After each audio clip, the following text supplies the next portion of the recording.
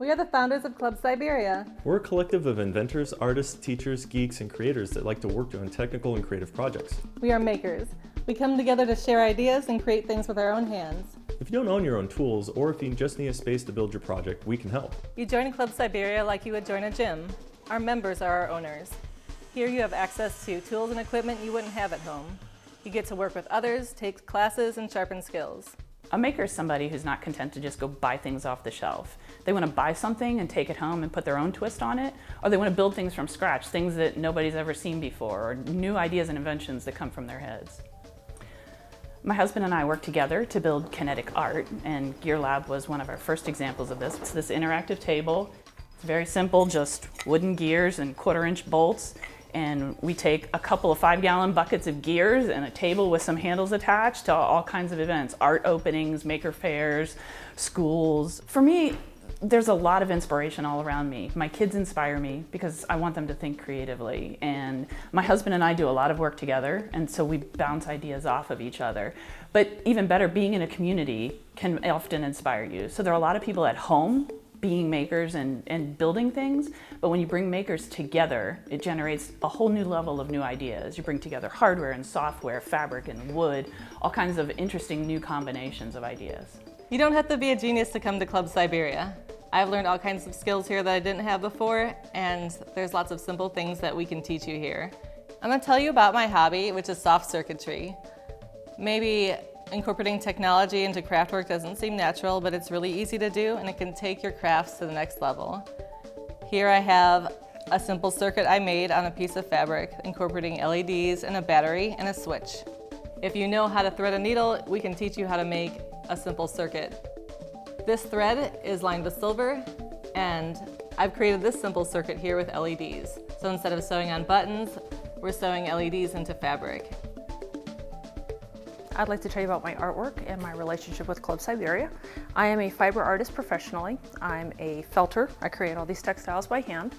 And my relationship with Club Cyberia is actually just starting out. I met Suzanne and we discussed textiles as part of the makers movement. I know most people think about makers as working with electronics, robotics, machining things, but everything here on this table is 100% handmade from loose wool. You can't get much more maker than that. With Suzanne, we talked about incorporating electronics, lighting into some of my costuming, which interests me. As an example, I'd like to show my hat that I did for a steampunk art show last year. And the theme of the show was Time Travel's Messy. As you can see, there's a lot of detail on this hat. It actually told a story. There's a cracked Victorian portrait. The clock is blown up. There's blood. There's a lot going on in here. Looked great in the gallery. Taken to the venue for the ball. No one could see any of this. It was too dark. Had I met Suzanne and seen her work with lighting and costuming, by the time I took this hat to the ball, it would have been backlit, would have some glowing light effects going on it, would have been a great collaboration, would have been amazing. I'm also part of the local steampunk group, and we've just started out, so we have lots of steampunk maker ideas that we want to work on, but we don't have a space or the tools, and quite often we don't have the techniques or the technology to do it all by ourselves. So we like to come in here and participate in their space on some larger projects. We have special tools at Club Cyberia, tools that would be hard to find at a local hardware store. One of those tools is a 3D printer. A 3D printer is different than a 2D printer, in that a 2D printer gives you a two-dimensional object like a drawing, where a 3D printer gives you a three-dimensional object like a sculpture. This is accomplished by taking a computerized 3D model and feeding into a software called a slicer software. This slicer software will slice an object into individual two-dimensional slices, and then it sends it to the printer. The printer draws each one of these slices and builds the object up back into a three-dimensional object. The most awesome thing about 3D printing is the ability to build whatever you can think of. If you can think of it, like before, if you needed something built, you would have to go find a machinist to build that object for you, or have to spend a lot of time to figure out how to do it. Where now with this, I can reconstruct objects very simply.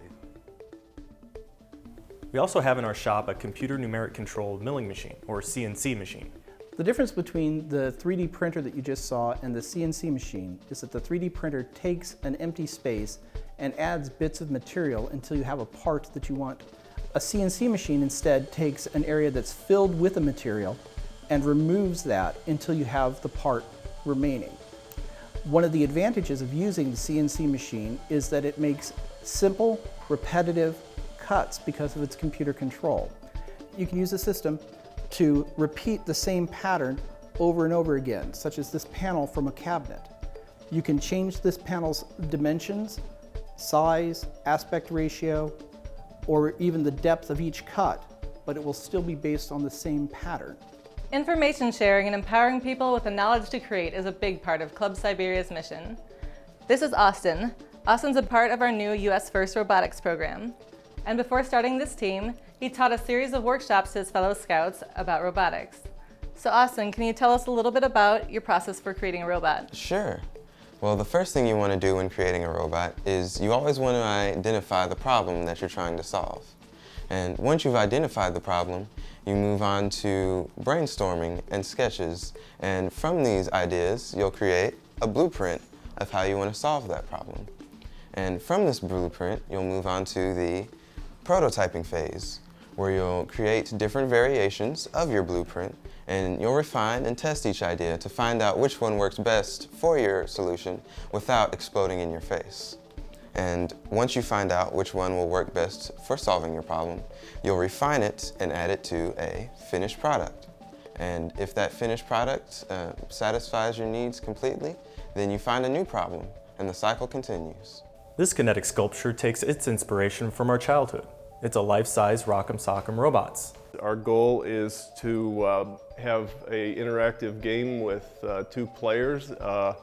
It will use microcontrollers to operate the basic mechanism. Their gestures will be reflected in the operation of the robots. When they move, dodge, and so forth, and punch, the robot that they're controlling will do the same thing.